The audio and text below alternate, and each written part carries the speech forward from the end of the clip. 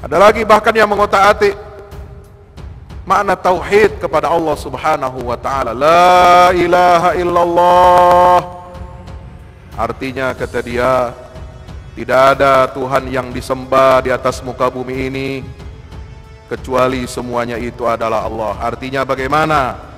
Tuhan itu namanya saja yang beda-beda, tapi dia sebenarnya satu. Mau Yahweh, mau Yesus, mau dewa apa lagi? Wisnu, dewa macam-macam, dewa Ra dulu Yunan Mesir kuno, Zeus lah, apalah. Tuhan itu namanya saja yang beda-beda, tapi dia satu katanya. Jadi makna la ilaha illallah, tidak ada yang disembah kecuali Allah. Artinya apa saja yang disembah oleh di alam semesta ini sebenarnya orang itu menyembah Allah. Luar biasa sesatnya. Ini paham wahdatul wujud yang sudah diwaspadai, sudah dikecam oleh para ulama kita sejak zaman dahulu kala. Pandangan bahwa semua apa yang ada adalah satu dan bahwa mereka pada hakikatnya adalah hal yang sama, itu sudah ada sejak zaman filosof awal Yunani. Tuhan adalah semua dan satu, apa yang banyak itu ilusi dan tidak nyata. Jadi kata filsafat Yunani. Jadi Tuhan itu adalah keseluruhan yang mutlak yang mencakup segalanya, dan setiap manusia, setiap entitas, setiap properti, dan setiap bagian dari alam itu adalah bagian dari Tuhan itu sendiri. Dan apa yang banyak itu sekedar objek yang dipersepsikan dari penampakan dan penyingkapan Tuhan tentang dirinya. Kalau pandangan filsafat panteisme ini kita terima, atau teori wahdatul wujud itu kita terima, maka semua yang menyembah makhluk-makhluk, benda-benda mati yang tidak ada memiliki kekuasaan, tidak ada memiliki kuasa, tidak ada memiliki kehidupan, tidak bisa menghidupkan, tidak bisa mematikan, tidak ada sifat bakanya, tidak ada sifat khuludnya, tidak ada sifatnya seperti Allah Subhanahu wa ta'ala, maka siapapun yang menyembah benda-benda itu bisa dibenarkan dengan alasan saya nyembah itu melihat Allah, bos. Ngaco. Yang menyembah Nabi Isa bisa selamat kalau dia melihat dalam batinnya itu Allah, ada sifat Allah di situ. La haula wala quwwata illa billah. Mari kita berlindung kepada Allah Subhanahu wa ta'ala dari berbagai penyimpangan-penyimpangan ini. Quran ini berat Pak. Inna sanulqi 'alaika qawlan thaqila. Makanya Allah katakan di dalam Al-Qur'anul Karim, kami akan turunkan kepadamu qawlan thaqila, perkataan yang berat.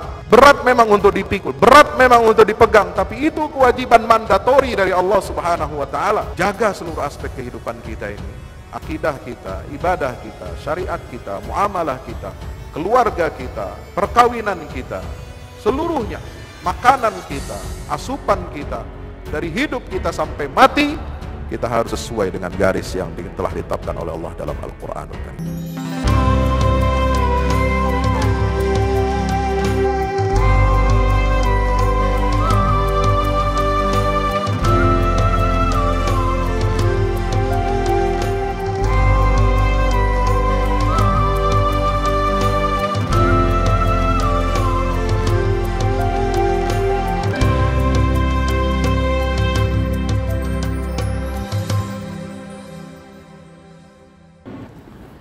Innal hamdalillah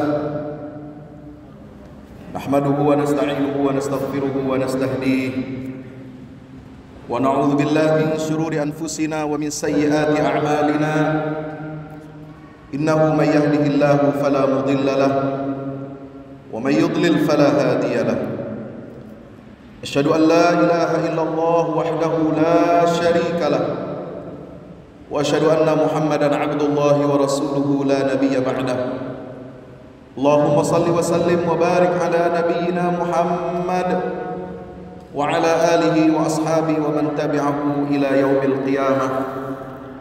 Amma ba'du, fa ya ibadallah, usi nafsi wa iyyakum bi taqwallah. Ittaqullaha haqqa tuqatih wa la tamutunna illa wa antum muslimun. Hadirin jamaah Jumat yang insyaallah kita semuanya senantiasa mendapatkan ampunan dan rahmat Allah Subhanahu wa ta'ala. Dan mudah-mudahan di penghujung bulan suci Ramadan ini kita senantiasa berharap, bermohon kepada Allah Subhanahu wa ta'ala agar kita semua tercatat dalam hamba-hamba yang dibebaskan oleh Allah Subhanahu wa ta'ala dari siksa api neraka. Ibadallah, Marilah kita bersyukur kepada hadirat Allah Subhanahu wa taala yang telah memberikan taufik dan inayah serta hidayahnya kepada kita semua, sehingga kita dapat melaksanakan ibadah, menyelesaikan bulan suci Ramadan ini mudah-mudahan dengan husnul khatimah. Sebagaimana Allah memperumpamakan nikmat yang tertinggi di dalam surga, salah satunya adalah wa khitamuhu miskun wa fi dzalika falyatanafasil mutanafisun. Penutup segel dari minuman khamar yang murni yang Allah berikan kepada penduduk surga itu adalah dari kasturi, khitamuhu misk. Maka untuk mencapai kenikmatan yang tiada taranya dari Allah Subhanahu wa taala dengan berbagai macam aneka kenikmatan di dalam surga itu, maka kita harus berlomba-lomba, kata Allah. Wa fi dzalika falyatanafasil mutanafisun. Tidak boleh kita tenang-tenang. Tidak boleh kita berleha-leha. Tidak boleh kita santai-santai. Tetapi kita harus bekerja, beribadah, beraktivitas, harus mengorbankan diri kita, harta kita, semuanya di jalan Allah Subhanahu wa taala. Salawat dan salam mari kita sampaikan kepada junjungan kita baginda Rasulullah Muhammad SAW. Allahumma salli ala Muhammad wa ala alihi wa ashabihi wa barik wa sallim ajma'in. Ketakwaan kepada Allah adalah tujuan utama kita berpuasa di bulan suci Ramadan ini. Begitu banyak pelajaran yang bisa kita ambil untuk menjadi bekal bagi kita dalam kehidupan selama 11 bulan berikutnya, yang bisa kita bawa, bisa kita ambil menjadi bekal dari bulan suci Ramadan 1443 Hijriah ini. Pelajaran yang indah dari bulan suci Ramadan yang pertama adalah kita harus menjadikan seluruh kehidupan kita ini untuk ketaatan kita kepada Allah Subhanahu wa taala. Karena Ramadan adalah syahrul ta'at. Setiap waktu, setiap detik, setiap menit, setiap jam di bulan suci Ramadan ini adalah nafahat, berisikan rahmat-rahmat dari Allah Subhanahu wa taala untuk mendorong kita senantiasa taat, patuh dan tunduk kepada Allah Jalla Jalaluhu Subhanahu wa taala. Maka semangat ini harus kita bawa. Kalau kita setiap hari di bulan suci Ramadan ini melangkahkan kaki kita untuk beribadah ke masjid, untuk qiyamul lail, untuk menyantuni fakir miskin, anak yatim, untuk senantiasa berzikir kepada Allah dan tilawatil Quran, maka mari kita jadikan hari-hari, minggu-minggu dan bulan-bulan setelah Ramadan ini juga menjadi syahrul ta'at, sebagai tanda bukti ketaatan kita kepada Allah Subhanahu wa taala terus kita bawa meskipun Ramadan akan meninggalkan kita. Ini pelajaran yang paling penting yang harus kita catat, yang harus kita amalkan setelah bulan suci Ramadan. Yang kedua adalah pelajaran dari ibadah Ramadan ini mengajarkan kepada kita untuk menyatukan diri kita dengan alam semesta yang senantiasa bertasbih dan beribadah kepada Allah. Sejak awal Ramadan sampai akhir Ramadan, kita senantiasa menyatukan diri kita dengan alam semesta yang berputar, yang mengelilingi alam semesta ini, dengan hukum-hukum yang telah ditetapkan oleh Allah Subhanahu wa taala di alam semesta yang sering kita sebut dengan hukum alam, tetapi itu sejatinya adalah sunnatullah yang tidak akan bergeser sedikit pun kecuali nanti sudah tiba waktunya hadir hari kiamat yang akan mengubah segala sesuatunya itu. Maka Allah Ta'ala berfirman di dalam surah Al-Isra ayat 44, "Tusabbihu lahus samawati sab'u wal ardu wa man fihin, wa in min syai'in illa yusabbihu bihamdihi walakin la tafqahuna tasbihahu." Hanya kepada Allah seluruh lapis langit yang 7, bumi dan juga seluruh isinya bertasbih kepada Allah Subhanahu wa ta'ala. Mereka bertasbih tidak kenal waktu. Mereka bertasbih 24 jam. Mereka bertasbih sepanjang hari, sepanjang malam. Mereka bertasbih kepada Allah dengan mengikuti aturan-aturan yang baku di alam semesta ini, mengikuti perputaran sunnatullah. Hanya kita saja yang tidak mengetahui tasbih mereka itu. Maka seluruh alam semesta ini sesungguhnya mengesahkan dan mensucikan nama Allah Subhanahu wa ta'ala. Maka kata Sayyidina Abdullah bin Abbas radhiyallahu anhu ketika mengomentari ayat dalam surah Maryam di lembar terakhir, halaman terakhir, ayat 82, "Takadus samawati yatafattarna minhu wa tanshaqqul ardu wa takhirul jibalu hadda an da'u lirrahmani walada."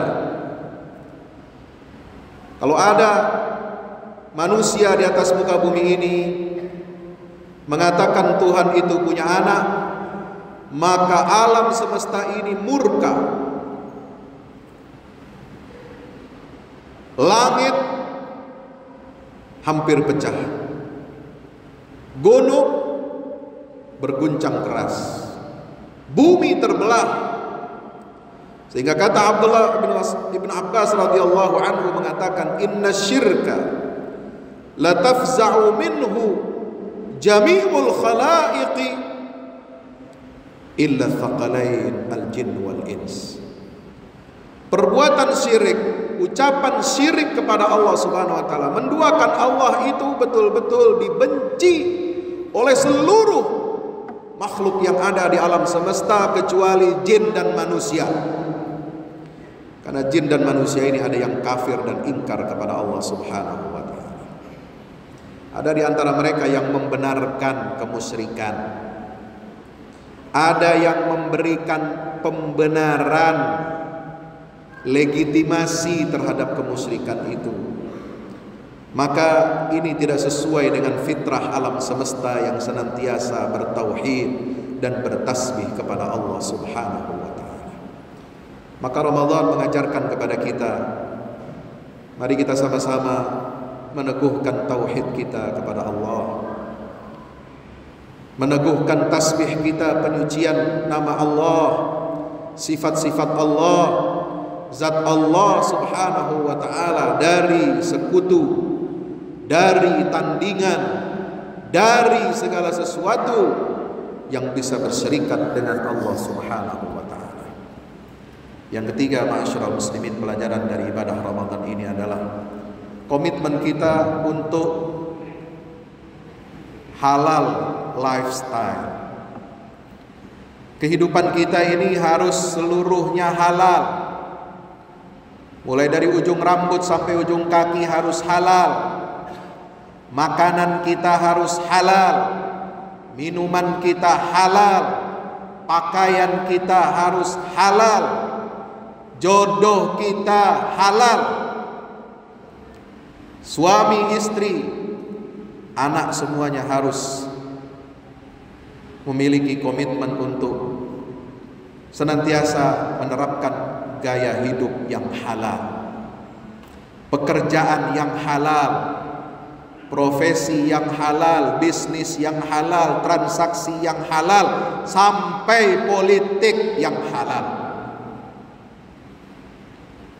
Tidak boleh kita mencampur adukan kehidupan kita ini di mana kita sudah berikrar kepada Allah, iyyaka na'budu wa iyyaka nasta'in. Qul inna salati wa nusuki wa mahyaya wa mamati lillahi rabbil alamin. Lalu kita campur adukkan ketauhidan kita kepada Allah.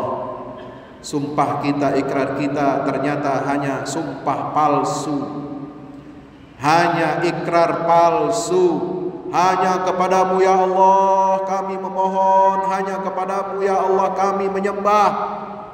Omong kosong. Kalau kehidupan kita, konsumsi kita, produksi kita, profesi kita, transaksi kita, bisnis kita, dari hulu sampai hilir masih ada bercampur dengan keharaman-keharaman itu. Riba, penipuan, gharar, maisir, judi, itu semua dilarang dan dilaknat oleh Allah Subhanahu wa ta'ala. Tidak boleh ada satupun dalam aliran darah kita, tidak boleh ada satupun masuk makanan konsumsi menjadi daging untuk kita dan keluarga kita. Kita dapat dari cara-cara yang diharamkan oleh Allah, bahkan mungkin juga dari zat-zat yang haram. Kenapa? Karena Imam Muhammad Abduh dalam tafsir Al-Manar mengatakan puasa itu sejatinya mengajarkan kita untuk memiliki gaya hidup halal. Kita tinggalkan makanan minuman yang halal untuk sementara dalam rangka kepatuhan kita kepada Allah di bulan suci Ramadan. Maka kalau yang halal saja bisa kita tinggalkan dalam rangka kepatuhan dan ketaatan kepada Allah, apalagi perbuatan yang haram, apalagi konsumsi yang haram, apalagi produksi yang haram, apalagi bisnis dan transaksi yang haram. Ini semua harus kita jauhkan dan kita harus punya tekad komitmen yang kuat untuk ini. Yang keempat, terakhir, karena khutbah ini singkat, pelajaran dari ibadah Ramadan adalah komitmen kita kepada Al-Quran. Karena tidak ada yang namanya puasa di bulan Ramadan kalau tidak ada turun Al-Quran di bulan ini. Tidak ada, saudara, yang namanya Lailatul Qadar. Saudara bela-bela untuk itikaf, saudara bela-bela malam ganjilnya untuk datang ke masjid, menghidupkan malamnya, membangunkan keluarganya, ini itu dan sebagainya, beramal saleh, beribadah, bersedekah Lailatul Qadar. Tidak ada Lailatul Qadar itu kalau tidak turun Al-Quran di malam yang mulia itu. Maka kita jangan lupa, Lailatul Qadar itu hanya alat, sarana, bukan target. Target kita dari Lailatul Qadar, dari bulan Ramadan ini adalah kita harus menyatukan diri kita dengan Al-Quran. Karena Quran itulah yang menjadi tolak ukur kebenaran. Mana yang hak dan yang batil kita bisa tahu dari Al-Quran. Tidak boleh kita menyelisihi Al-Quran. Tidak boleh kita menentang firman Allah Subhanahu wa ta'ala dalam Al-Quran, apakah itu berkaitan dengan ibadah, dengan akidah, dengan syariah, dengan muamalah, apalagi melontarkan subhat-subhat yang menjauhkan umat ini dari ketauhidan kepada Allah Subhanahu wa ta'ala. Komitmen kepada Al-Quran ini berat. Maka Nabi diperintahkan oleh Allah, wajahidhum bihi jihadan kabira. Berjihadlah engkau wahai Muhammad SAW, bersungguh-sungguhlah melawan orang-orang kafir. Dengan apa? Senjatanya satu, Al-Quran. Wajahidhum bihi jihadan kabira. Orang kafir tidak takut kalau umat Islam ini kuat ekonominya. Tidak takut kalau umat Islam ini punya senjata nuklir. Mereka juga punya. Kekuatan ekonomi dia juga punya, dia pegang. Kemakmuran, dia lebih kaya, lebih makmur daripada kita. Tidak takut mereka. Bahkan banyak negara-negara muslim yang makmur jadi kacungnya orang kafir. Jadi jongosnya orang kafir mengikuti apa yang kemauan kehendak mereka. Mau diarahkan, dicocok hidungnya untuk berdamai dengan Israel, mau. Buka kedutaan Israel itu di negaranya. Bukan kekayaan umat Islam itu mereka takuti, tidak. Bukan petrodolarnya yang mereka takuti, tidak. Tapi yang mereka khawatirkan adalah kalau umat ini sudah berpegang teguh dan tidak bergeser seinci pun dari arahan-arahan Al-Quranul Karim dan sunnah Nabi kita Muhammad SAW.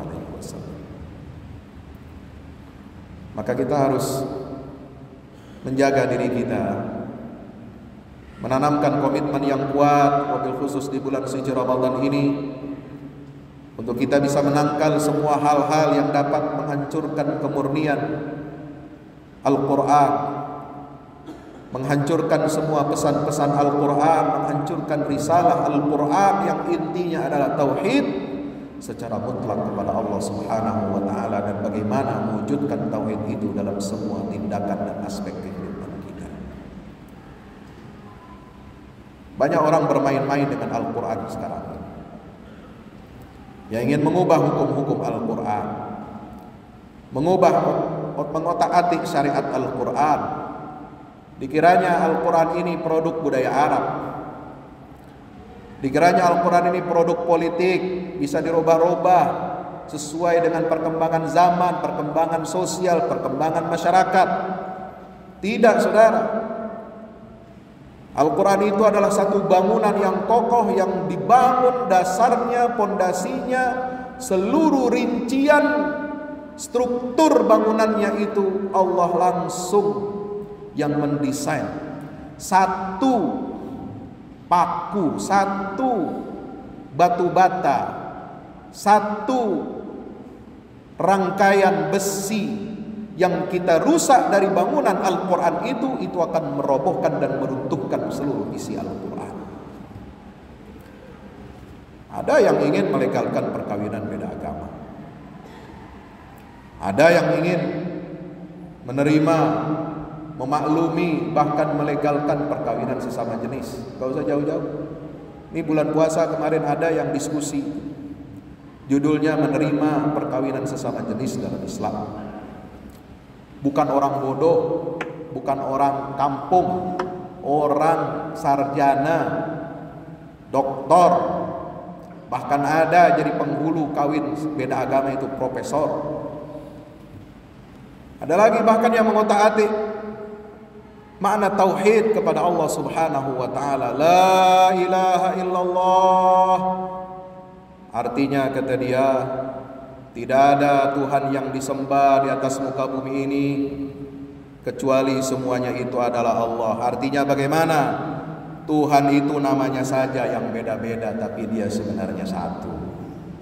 Mau Yahweh, mau Yesus, mau dewa apa lagi, Wisnu, dewa macam-macam, dewa Ra dulu Yunan apa Mesir kuno, Zeus lah, apalah.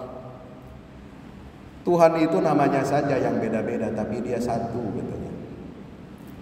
Jadi makna la ilaha illallah, tidak ada yang disembah kecuali Allah. Artinya apa saja yang disembah oleh di alam semesta ini sebenarnya orang itu menyembah Allah. Luar biasa ini sesatnya. Ini paham wahdatul wujud yang sudah diwaspadai, sudah dikecam oleh para ulama kita sejak zaman dahulu kala. Pandangan bahwa semua apa yang ada adalah satu dan bahwa mereka pada hakikatnya adalah hal yang sama, itu sudah ada sejak zaman filosof awal Yunani. Tuhan adalah semua dan satu, apa yang banyak itu ilusi dan tidak nyata. Ini kata filsafat Yunani. Jadi Tuhan itu adalah keseluruhan yang mutlak, yang mencakup segalanya, dan setiap manusia, setiap entitas, setiap properti, dan setiap bagian dari alam itu adalah bagian dari Tuhan itu sendiri. Dan apa yang banyak itu sekedar objek yang dipersepsikan dari penampakan dan penyingkapan Tuhan tentang dirinya. Kalau pandangan filsafat panteisme ini kita terima, atau teori wahdatul wujud itu kita terima, maka semua yang menyembah makhluk-makhluk, benda-benda mati yang tidak ada memiliki kekuasaan, tidak ada memiliki kuasa, tidak ada memiliki kehidupan, tidak bisa menghidupkan, tidak bisa mematikan, tidak ada sifat bakanya, tidak ada sifat khuludnya, tidak ada sifatnya seperti Allah Subhanahu wa ta'ala, maka siapapun yang menyembah benda-benda itu bisa dibenarkan dengan alasan saya nyembah itu melihat Allah, bos. Ngaco. Yang menyembah Nabi Isa bisa selamat kalau dia melihat dalam batinnya itu Allah, ada sifat Allah di situ. La haula wala quwwata. Mari kita berlindung kepada Allah Subhanahu wa taala dari berbagai penyimpangan-penyimpangan. Quran ini berat. Berat. Inna sanulqi 'alaika qawlan tsaqila. Makanya Allah katakan di dalam Al-Quranul Karim, kami akan turunkan kepada qawlan tsaqila, perkataan yang berat. Berat memang untuk dipikul, berat memang untuk dipegang, tapi itu kewajiban mandatori dari Allah Subhanahu wa taala. Jaga seluruh aspek kehidupan kita ini, akidah kita, ibadah kita, syariat kita, muamalah kita, keluarga kita, perkawinan kita, seluruhnya, makanan kita, asupan kita, dari hidup kita sampai mati, kita harus sesuai dengan garis yang telah ditetapkan oleh Allah dalam Al-Quran. Barakallahu li wa lakum fil Qur'an al-azim. Wa nafa'ani wa iyyakum bima fihi min al-ayati wa dzikril hakim. Aqulu qawli hadza fastaghfiru innahu huwal ghafurur rahim. Alhamdulillahi wahdahu sadaqa wa'dahu wa nasara 'abdahu wa a'azza jundahu wa hazama al-ahzaba wahdahu. أشهد أن لا إله إلا الله وحده لا شريك له وأشهد أن محمدا عبده ورسوله لا نبي ولا رسول بعده اللهم صل وسلم وبارك عليه وعلى آله وأصحابه ومن تبعه إلى يوم القيامة عباد الله أوصي نفسي وإياكم بتقوى الله اتقوا الله حق تقاته ولا تموتن إلا وأنتم مسلمون اعلموا أن الله أمركم بأمر بدأ فيه بنفسه وثنى بملائكة مسبحة بقدسه فقال تعالى إن الله وملائكته يصلون على النبي يا أيها الذين آمنوا صلوا عليه وسلموا تسليما اللهم صل وسلم وبارك على نبينا محمد وعلى آله وصحبه وبارك وسلم تسليما كثيرا اللهم اغفر للمسلمين والمسلمات والمؤمنين والمؤمنات الأحياء منهم والأموات إنك يا ربنا سميع قريب مجيب الدعوات اللهم انصر الإسلام وعز المسلمين وعلي بفضلك كلمة الحق إلى يوم الدين اللهم انصر من نصر الدين واخذل من خذل المسلمين اللهم أرنا الحق حقا وارزقنا اتباعه وأرنا الباطل باطلا وارزقنا اجتنابه ربنا لا تزغ قلوبنا بعد إذ هديتنا وهب لنا من لدنك رحمة إنك أنت الوهاب أشهد أن لا إله إلا الله أستغفر الله نسألك رضاك والجنة ونعوذ بك من النار اللهم إنك عفو تحب العفو فاعف عنا اللهم إنك عفو تحب العفو فاعف عنا اللهم إنك عفو تحب العفو فاعف عنا يا كريم اللهم اجعلنا من عتقائك من النار واجعل آباءنا وأزواجنا وذرياتنا من عتقائك من النار برحمتك يا أرحم الراحمين وصل اللهم على نبينا محمد وعلى آله وأصحابه وبارك وسلم سبحان ربك رب العزة عما يصفون وسلام على المرسلين والحمد لله رب العالمين.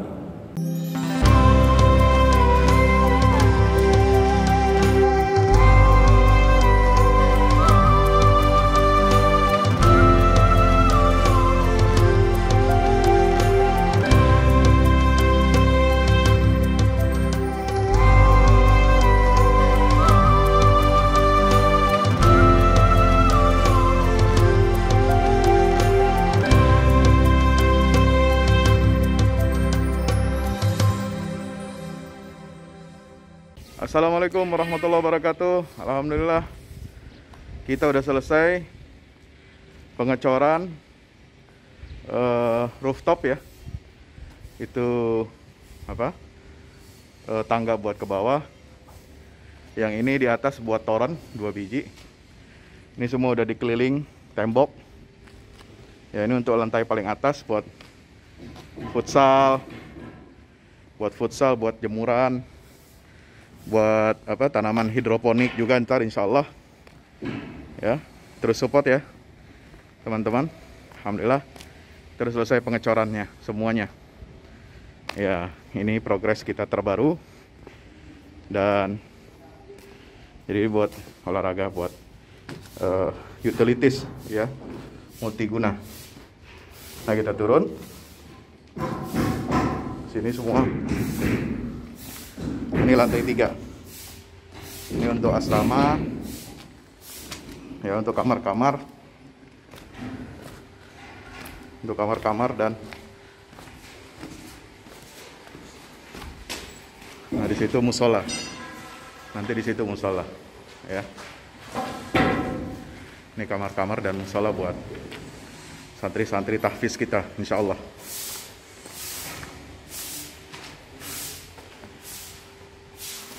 Nah, ini lantai 2 kita turun.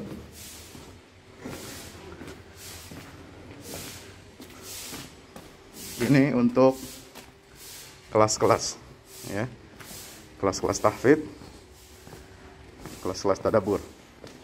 Insya Allah mau udah jadi. Alhamdulillah berkat dukungan antum semua. Nah, tinggal ke bawah di sini buat aula semua di sini ya. Mohon doanya terus, mudah-mudahan berkah, mudah-mudahan cepat jadi finishing. Kira-kira finishingnya ini butuh 1,5 M lagi ya, mudah-mudahan. Al-Fatihah. Al-Fahmu Institute mempersembahkan serangkaian buku karya Ustadz Fahmi Salim LCMA. Buku pesan-pesan tauhid untuk negeri di masa pandemi. Buku mutiara ilmu-ilmu Al-Quran. Ada diskon 20% untuk buku tafsir sesat 58 esai kritis wacana Islam di Indonesia dan buku kritik terhadap studi Al-Quran kaum liberal. Anda dapat memesannya melalui layanan WhatsApp di nomor 0877 063 7192 dengan format pemesanan ketik nama, alamat lengkap, nomor handphone, dan jumlah buku yang diorder. Ongkos kirim di luar harga buku dan menyesuaikan wilayah dengan paket standar. Lampirkan juga bukti transfer Anda ke rekening BNI Syariah di 0631 748573. Tunggu apa lagi? Pesan sekarang.